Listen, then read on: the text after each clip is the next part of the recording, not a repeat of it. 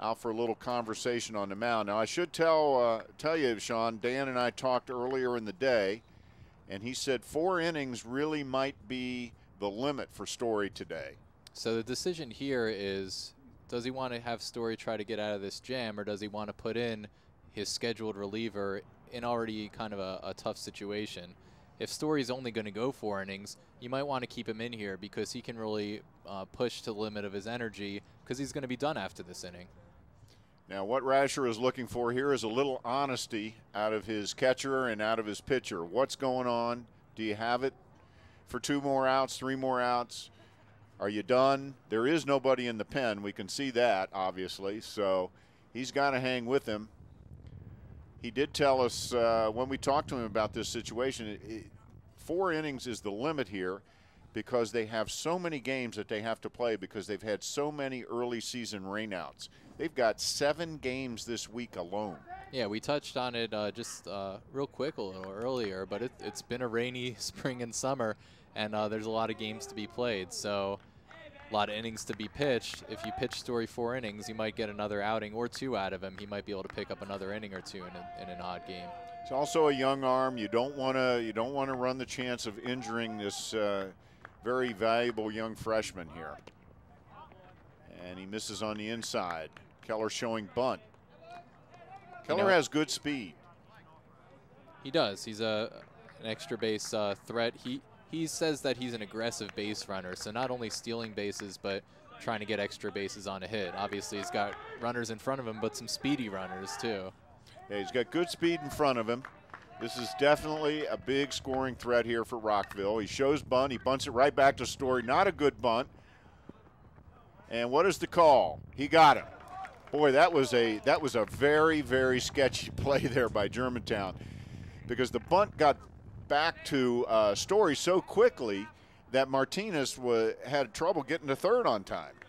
And it was still a bang-bang play. And you wonder if Rasher came out, you know, sometimes a way to calm the pitcher is just to talk about what's going on. You know, if they bunt, here's what we're going to do. So to not think about the next pitch so much as, hey, let's get ourselves back in the game, because it looked like on the bunt attempt before that and on this bunt attempt, the rotation got there very quick, and it got there just in time to make the put out in this case. That was a very acrobatic play by Daniel Martinez, and we don't want to say that he was late getting there. It's just that the bunt got back to the pitcher so quickly that he automatically turned to fire to third because he knew he had a shot at it. But that's a long run for Martinez from his position at third. And he was ready to get there. At short, rather. Ittenbach was clearly charging, and Martinez was hustling over from shortstop, so they knew what their rotation was in that case. Fundamentally sound play and a very close play, but they do get the lead runner at third. So there's 1 out now. And there's a pickoff attempt, pretty close. But Plouffe is back. So McTighe has an opportunity to break the tie. And he's the guy who tied it up in the first place with an RBI ground out in the second. Drove in Plouffe from third base after he had tripled. The only RBI in the game so far for Rockville. And he fouls it hard down the third base line. Schaefer thought, you can see a little frustration there. He's thinking to himself, boy, 6 inches the other way, we've got us at least a 1-run lead. And that's the second ball that's just barely been fouled down that third base line this inning. So they are getting around on Story, which, given his abilities as a power pitcher, would indicate that maybe he's losing a mile or 2 off the fastball. Yeah, he's clearly not having his best day, but still quite a competitor. I mean, he's given up 1 run this game. Boy, another close pickoff attempt. Plouffe living on the danger line there. But that's where you want to be when people try to pick you off. You don't want to give yourself so short a lead that you're getting back easily. You want to have that perfect lead that you're going to get back every time, but you're far enough from the base to give yourself the best possible jump. There's a fly ball out to center field. Void under it. He's got it. And that's the 2nd out of the inning. Well hit, but right at Void out in that vast expanse of center field, Sean. Yeah, and the Griffins battling back. Void underneath it. Again, the players rotated, ready with the cutoff. Story hustled over to back up third base. So definitely in the game defensively to try to shut down this possible rally by Rockville. But Doug Story, here we go again, story to story.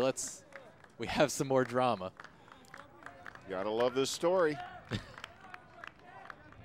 This time we hope we get more than one pitch here, so we can talk about this a little bit, but and see the confrontation. He fouls it back, swinging on that first pitch again. But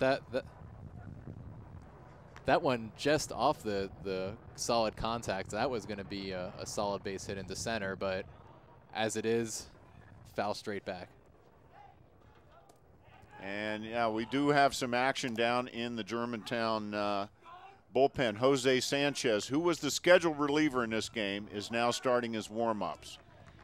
And Kevin is quickly ahead of his brother Doug. No balls, 2 strikes. That was a nice curveball there. And you wonder when Doug and Kevin, brothers fight when they're younger. I wonder if Doug would go for that quick cheap shot knockout. First pitch swinging both at bats. And he struck him out. That was a big strikeout, not just because he's a brother, but just because it snuffs out that rally. So Rockville gets 2 on, don't score anybody. And after 4 complete innings of play, it's 1-1. Germantown coming up with Adamas, Voigt, and Sweeney.